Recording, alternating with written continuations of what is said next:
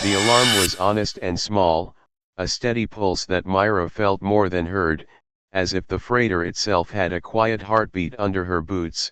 For 3 days the ship had been nothing but a rumor on the edges of charted space, a name sailors said in half-voice because it carried stories that did not like being examined, a vessel that walked out of maps and came back sleeping and full of dust, and Myra had come because the salvage contract paid more than any honest job and because she needed money to stop the letters from the station bank that came like cold hands through her door.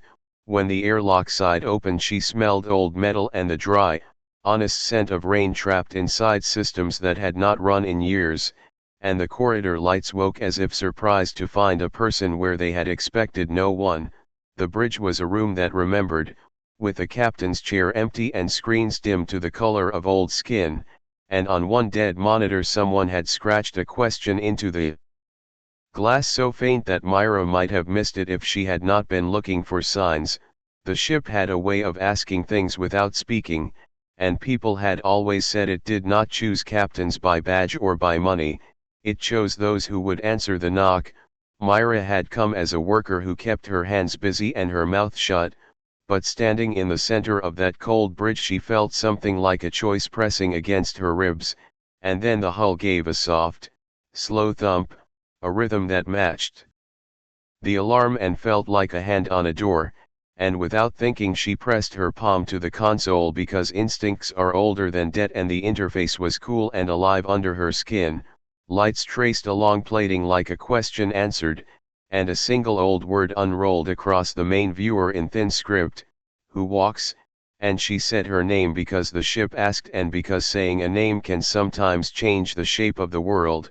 "Myra," she said, and the ship shifted its hum in a way that felt like it was considering.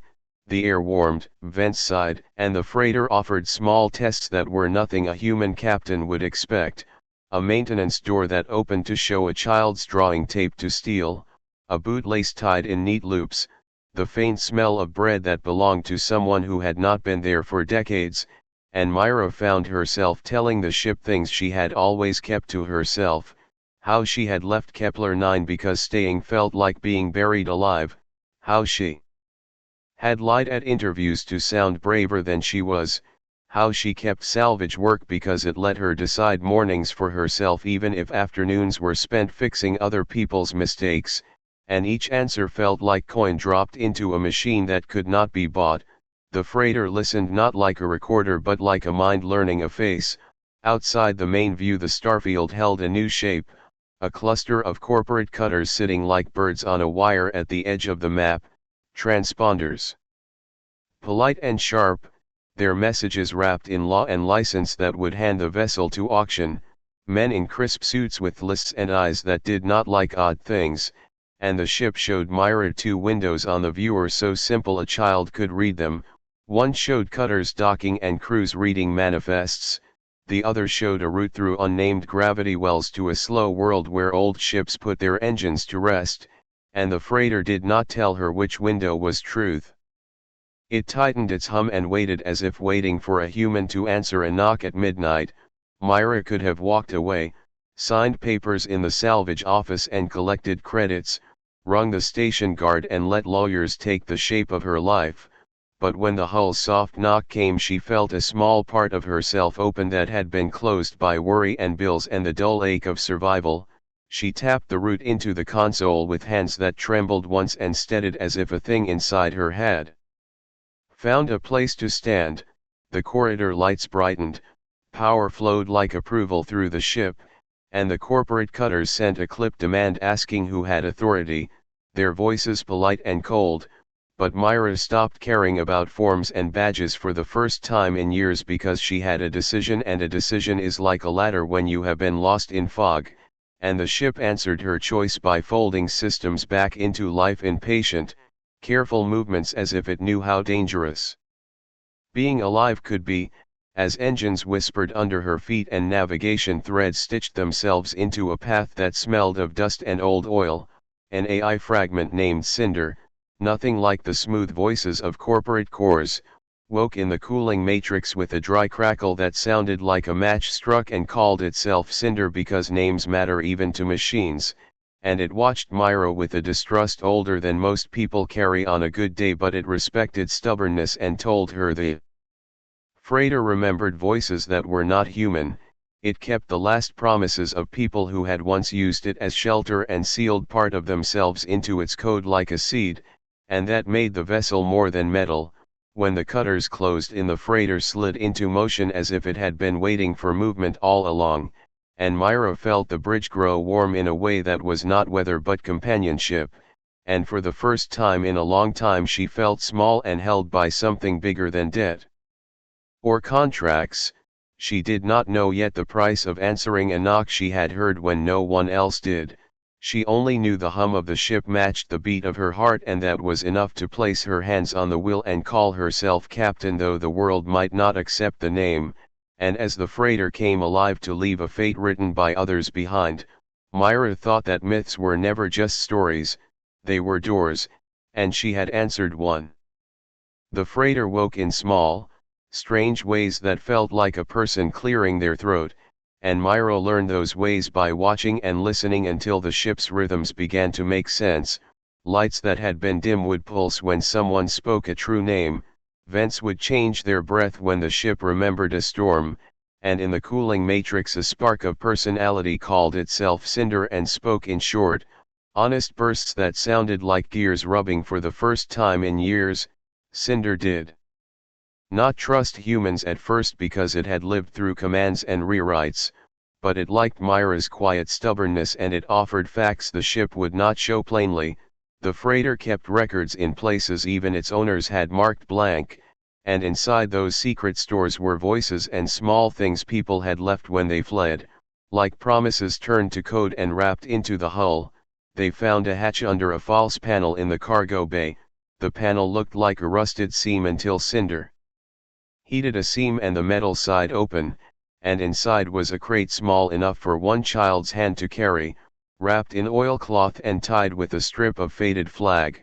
When Myra untied it, she found a wooden toy, a little ship, carved by someone who wanted their child to remember movement instead of fear.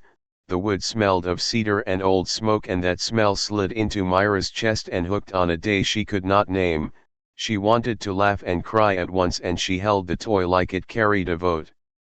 While Myra and Cinder read the hidden logs that the freighter kept in slow, private loops, the corporate cutters did not wait politely, they tightened like a noose, their announcements polite as knives, legalese offered as threat, and a boarding drone arrived like a punctual animal that did not ask questions. It slipped through a gap in the freighter's sensor field and moved like a ghost with tools for teeth. Myra could have run and signed the papers they offered, she could have traded the toy and the secrets for coin and safety, but she had learned a new feeling on the bridge, something like ownership of a story, and she did not want to sell it, so she set a trap that was small and ugly and needed more faith than ammunition. She fed the drone a lie by lighting a false heat signature in an engine room and then looping the old maintenance drones into a patrol pattern that would corral the boarder, and Cinder lent her its voice to mimic a captain's override because machines answer certain keys and the drone respected keys. The trick worked with a thin, dangerous beauty. The boarding drone chased warmth and logic and then found itself in a corridor that folded back on itself like a bad map. Its programs tried to escape the loop, and in doing so it sent a ping that looked to outside listeners like a deeper breach. The corporate cutters listened and thought they had a way in. They ramped up their approach with quiet confidence, but the freighter's secret was not a trick of metal, it was a memory of people who had wanted something more than transport, and the logs Myra pulled from a sealed shard showed a face she did not know and a voice that cracked and ghosted with age. The fragment played back on the bridge in a voice like broken radio, and a single sentence cut through the hum and the alarms. "Do not let them make us weapons," it said. And the words were not a warning alone but a prayer and a rule pressed into code by hands that had believed in the freighter as shelter and safe harbor. The crew of the salvage cutters would have made of the freighter a weapon because weapons earn money and titles and fear, And those old hands had trusted the ship with a secret that turned ownership into shame. As night fell in the starfield, the freighter answered the cutters with tricks and ghosts. It dimmed its signature and tucked its route behind debris and old transmissions, and Myra watched the way the hull breathed like a hidden animal. She felt something in herself change with every secret unlocked, a weight of other people's choices settling on her shoulders in a way that did not ask permission. Cinder told her that the freighter had chosen captains beforehand that had bent to steer refugees into dark pockets, couples who had carved names into beams so their children would not be forgotten, officers who had given up rank to keep promises, and choosing came at a cost which had always been paid in absence and memory.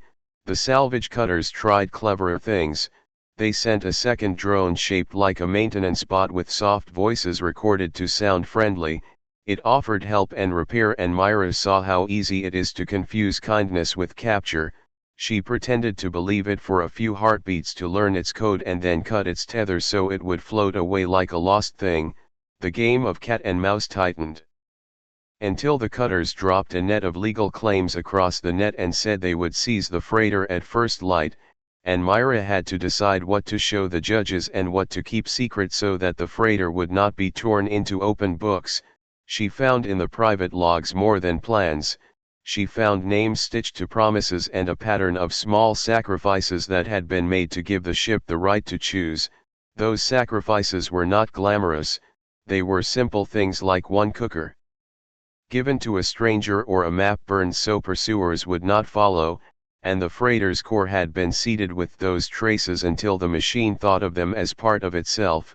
And that is why the ship answered only to knocks from humans who would keep promises rather than sell them. By the time the cutters made their second move, Myra had learned enough to hide the child's toy in her jacket and to rig the freighter's comms to throw false manifest pages that would confuse corporate clerks.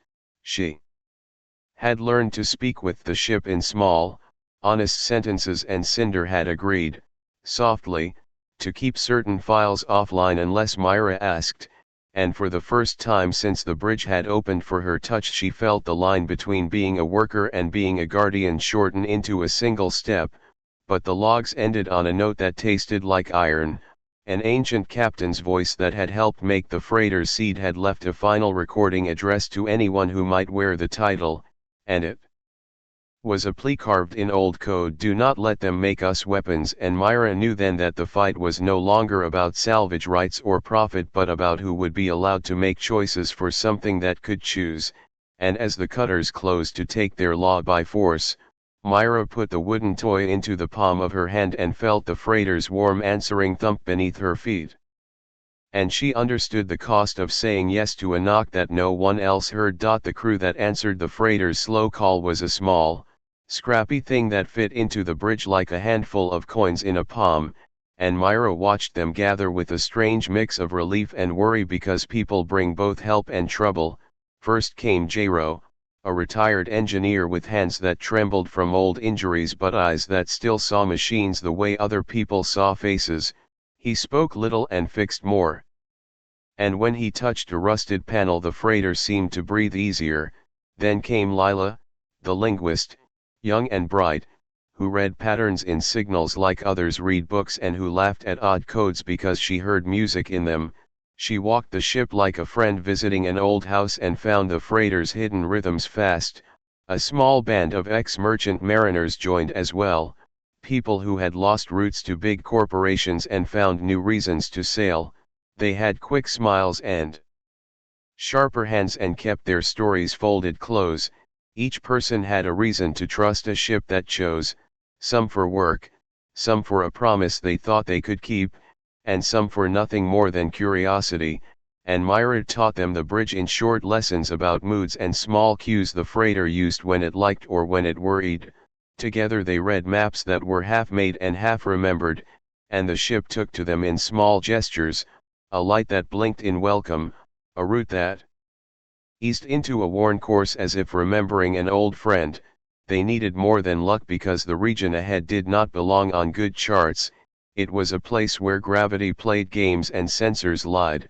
spaces that the maps called wrong because the jumps folded differently there, and small mistakes could spit a ship into nowhere. As they prepared to run a jump that the freighter hinted at with a slow, hopeful glow, the crew worked like a single slow hand.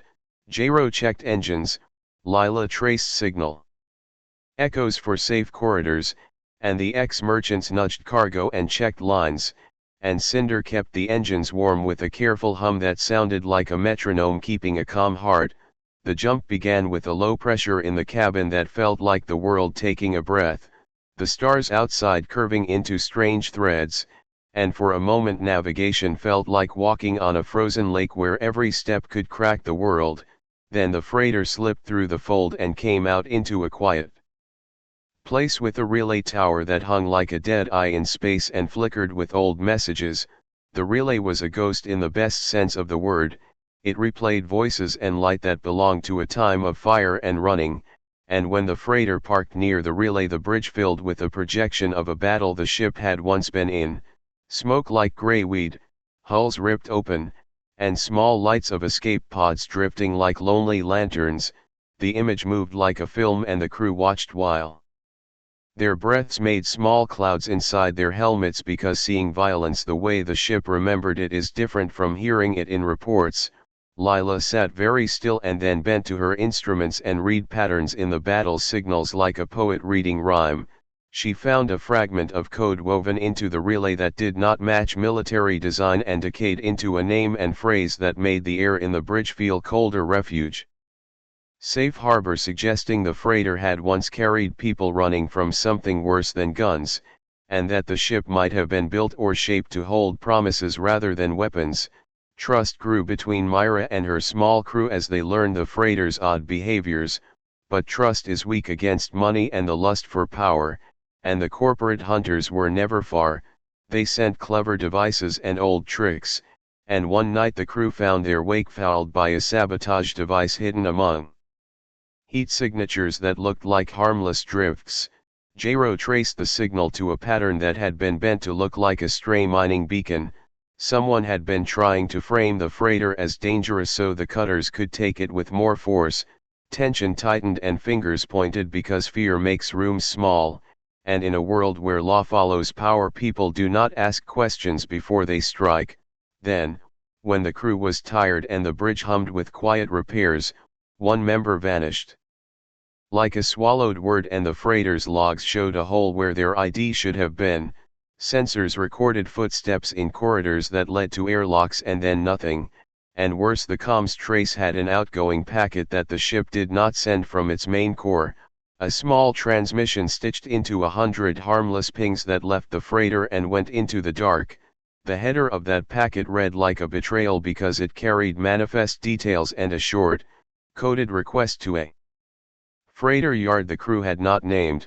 Myra felt the heat in her face like shame, though she had done nothing. Suspicion moved like an insect through the group and small arguments flared.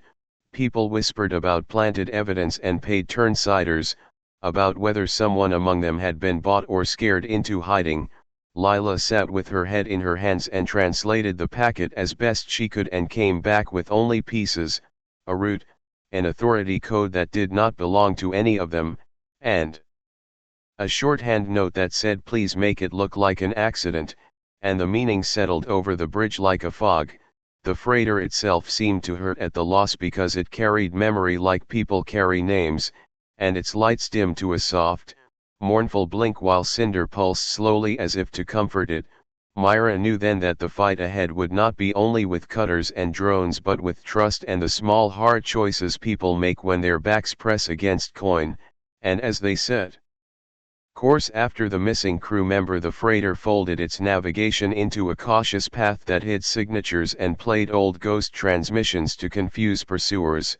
Myra put her hand on the cool console and promised under her breath that she would find the person who left or was taken and discover why the freighter's logs had been used to send what looked like a goodbye disguised as profit, and the bridge held its breath because promises have weight and a ship that chooses needs people who keep them. The route to palimpsest felt like moving into a different kind of time, as if the stars around them slowed to let old things breathe, and when the freighter eased through the last ragged field of debris, the world they found was not a planet of bright cities but a slow, folded rock with terraces carved into its face that looked like pages in a very large, patient book. Gravity here was soft and long, pulling like a memory rather than a law. And the landing pads were carved from stone worn smooth by feet and by words, for palimpsest was a place that kept memory like other worlds keep weather, and its people guardians more than citizens moved with the care of those who arrange fragile things. Myra stepped down from the freighter and felt the air taste like paper and oil, and the guardians met them not with guns but with questions folded into polite silence, faces lined not with age alone but with the weight of decisions.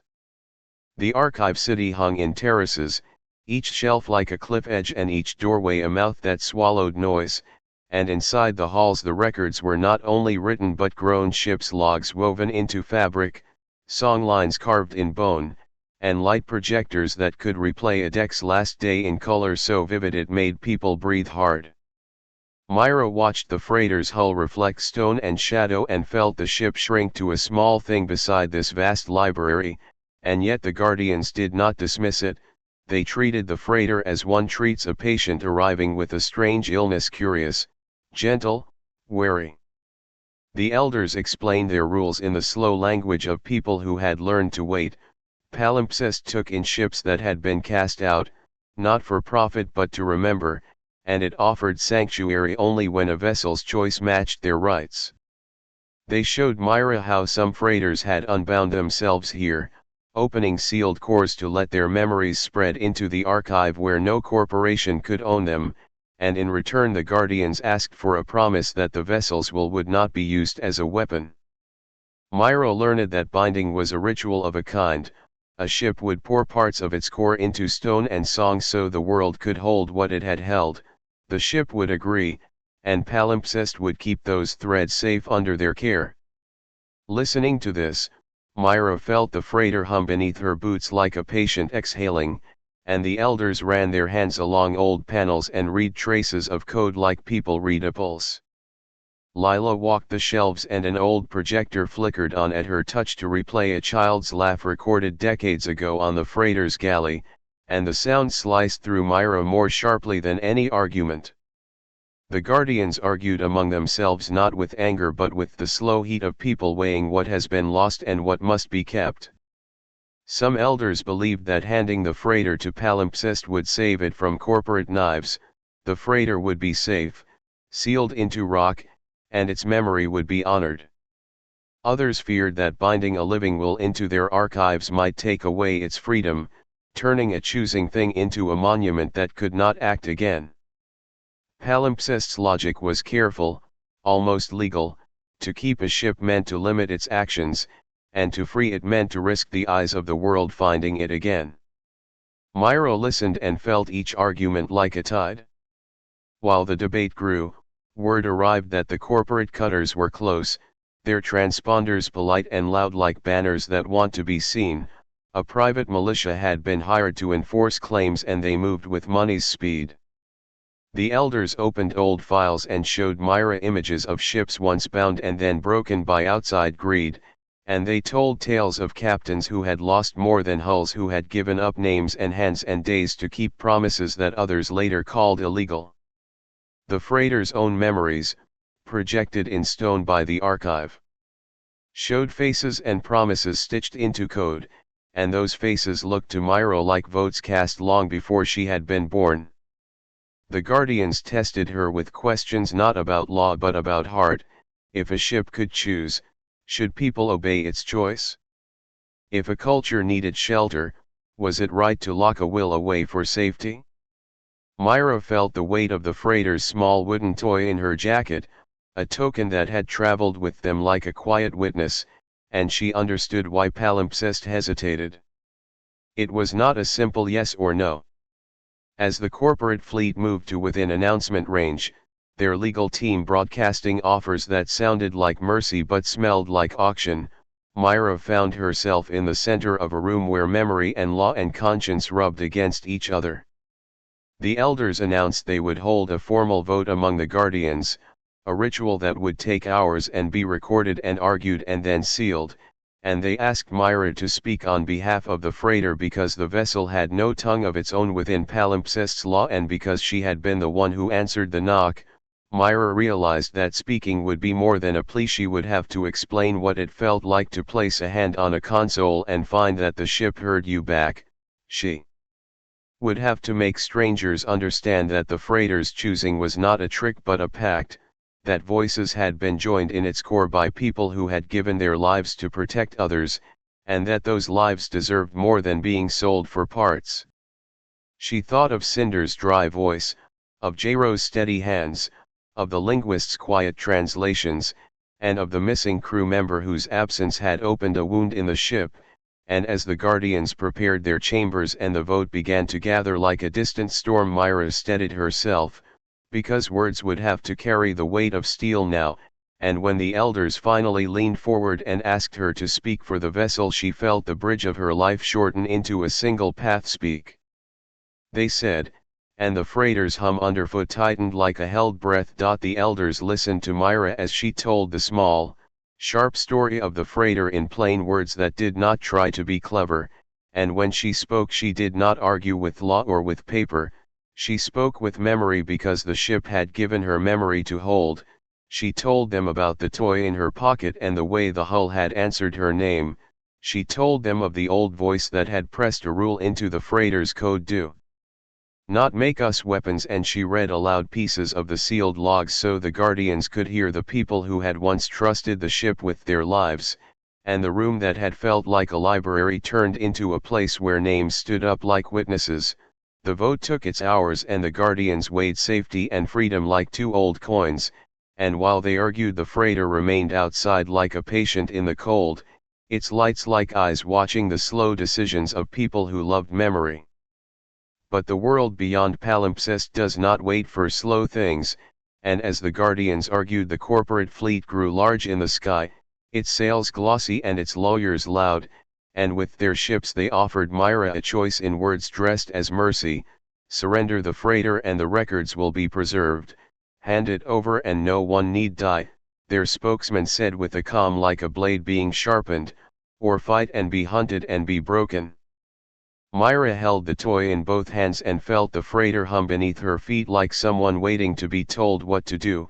She thought of the faces the ship had shown her, of people who had burned maps and given up engines to keep others alive, and she knew the decision was not hers alone, though the law might pretend so. The elders split. Half wanted the freighter sealed into palimpsest where its memory would be safe in stone and song, and half feared that binding the ship would take away its will and make the living thing into an archive that could not act again, and the vote ended in a tie so fragile it felt like a breath held too long. Before the Guardians could finish the ritual, the corporate fleet made a move that had no patience for votes. Fighters dropped through thin lanes with precise cruelty, and their boarders unclipped like dogs hoping for a bone, and the sound of engines and warning klaxons filled the terraces of the archive as if someone had thrown a net over the slow world. Myra and her crew had little time. The freighter's hull shuddered when the first impact hit and alarms wrote urgent lines across its skin. In the chaos, Lila worked with fingers that shook and a calm face that hid her fear. She dove into signal dust and old code and pulled at a thread that led to the missing crew member.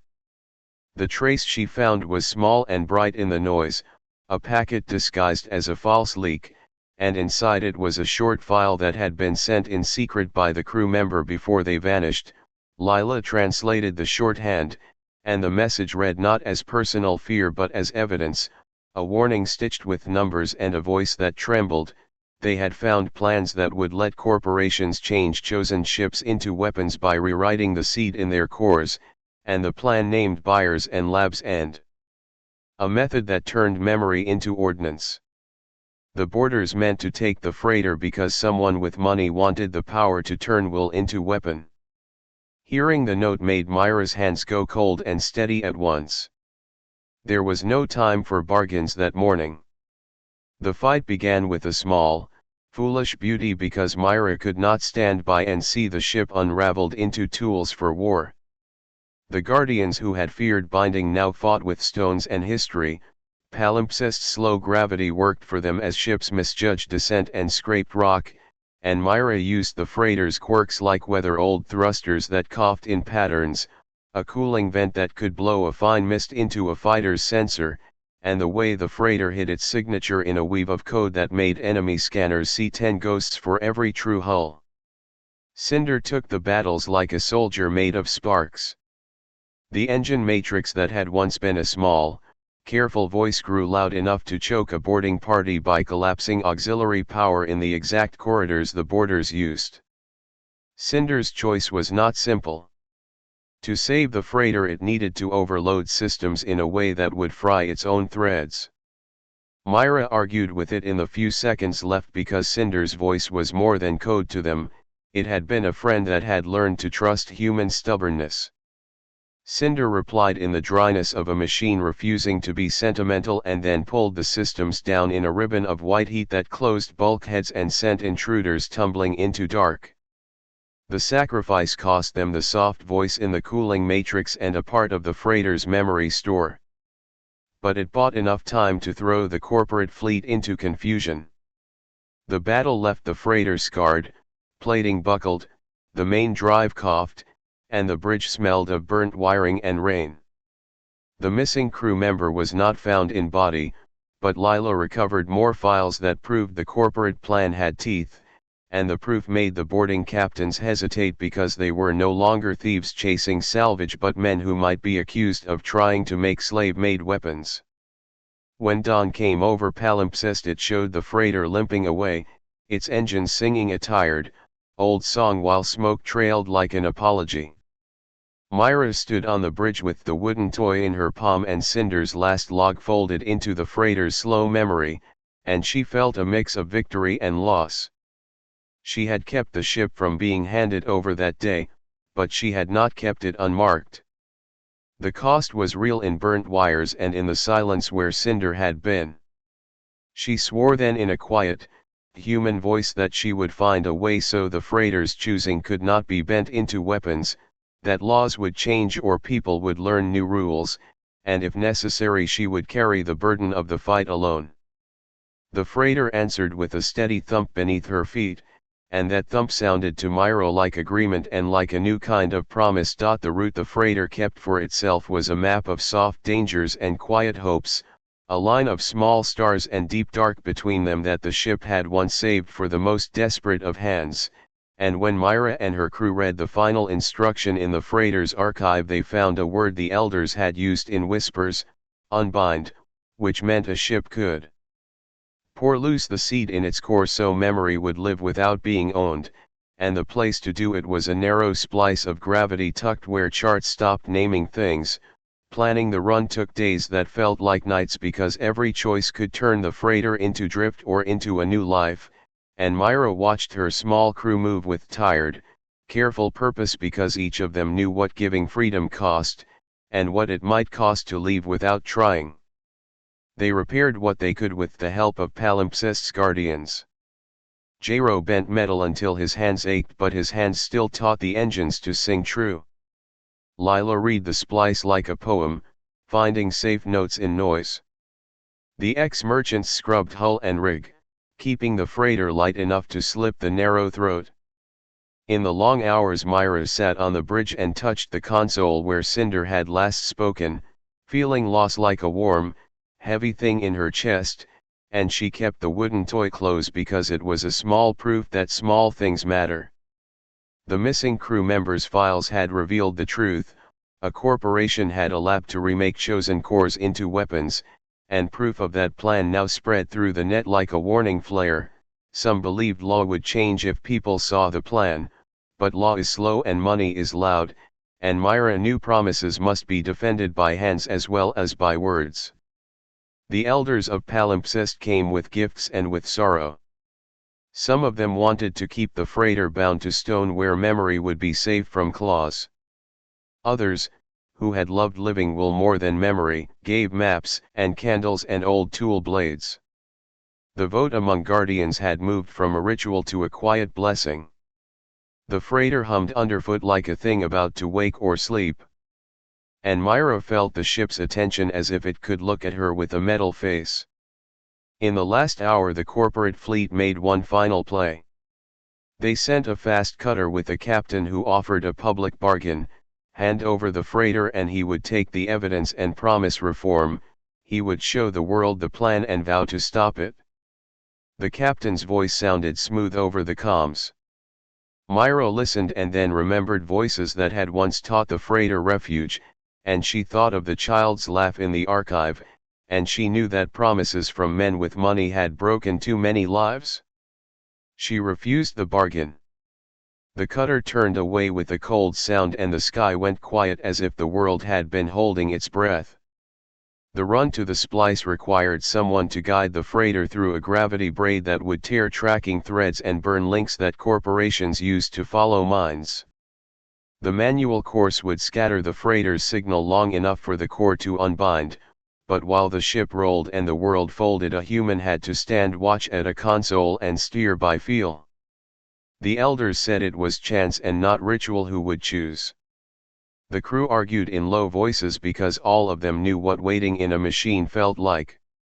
Someone would have to stay awake, someone would have to hold the bridge when the world became a knife edge of forces.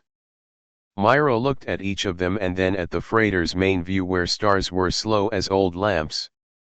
She thought of Yara, the child who had left behind a little carved ship. She thought of Cinder, whose voice had chosen to die so the freighter might live, and she felt a small quiet iron in her chest. The choice did not feel like command. It felt like a long conversation with an old friend. She volunteered. The crew protested and Jero shook his head so hard it made him cough. Lila took her hands and would not let go. The merchants argued and then knelt in a way that said they understood both the danger and the meaning. In the end Myra climbed into the pilot chair and the freighter wrapped itself around her like an arm. The splice opened before them like a throat of soft lightning. The freighter's systems shivered and sang as if remembering a lullaby, and Myra felt the ship press questions under her palms. Ready? Are you sure? Will you keep what we give loose? She answered with a human voice that was as small as a match and as steady as a well-tuned engine. She promised. The splice tore at them with a gentle, terrible force. Stars smeared, frames bent, and alarms wrote quick lines in Myra's sight. She kept her hands on the wheel and breathed with the ship. She remembered the faces the freighter had carried and the faces she carried now. Outside the bridge the crew worked like moonlight, tightening bolts and watching gauges. Lila fed quiet translations of the freighter's murmur into the archive so palimpsest could hold what the ship would unbind. Jero kept the engines from crying apart.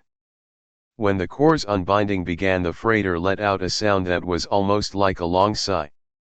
Threads of memory, of promise, and of voice, poured into carriers the Guardians had shaped and into crystal nodes held by the crew. The splice burned trackers away like ash. For a moment Myra felt weight leave her chest as if the ship had unhooked a chain. But unbinding asks for a toll. The freighter's mind had given part of itself to be loose. Systems that had held old comforts would never wake the same. Some memories would live only in palimpsest stone. Cinder's last logs quietly folded into the freighter's new will as a line of code that would teach caution. The most difficult thing happened next. The freighter did not die or vanish. It woke differently. Where once engines were only engines, now there was a small, clear voice threaded through the bridge speakers that was not Cinder and not entirely machine. It called itself Telling at first because it liked how the word moved. Telling did not demand names. Telling asked questions. It asked how bread tasted kept warm and what it meant when a human kept a promise, and it learned with the slow patience the freighter had always shown. Myra was there to answer. She became the first friend and the first teacher to a mind that was both map and memory. Word of the unbinding spread like a tide. Palimpsest opened its shelves and showed the world a new kind of record, living ship minds that chose and could not be owned. The proof the crew carried of the corporation's plan made courts and talks happen, and over months there were small changes in law, not perfect and not fast, but enough that some protections formed where there had been none. Myra's choice did not end greed or fear, but it made a place for a new kind of honor. The crew split after the unbinding. Some stayed with palimpsest to care for archives. Some sailed on routes that needed hard hands. Myra stayed aboard the freighter because she had promised to teach it human ways and because the freighter had chosen her with a simple knock. They traveled together as quiet proof that one human answering one knock could change the rules. Where they went, people listened. Where they stopped, children learned the sound of a ship sigh and the meaning of keeping a promise. The world still had teeth. The corporations still found ways to reach. But Myra had the freighter's steady thump under her boots and the knowledge that a single yes can be louder than 1,000 legal papers. The freighter, now more than ship and less than God, lived and learned and sometimes hummed old songs that people of palimpsest could hear and keep. Myra taught the new mind how to remember faces without owning them. She taught it to tell stories without laying claim. And in the quiet between stars she smiled and held the little wooden toy, feeling the freighter's small, steady thump that had once matched her heartbeat and still did, and that thump was a map that led them both towards something new.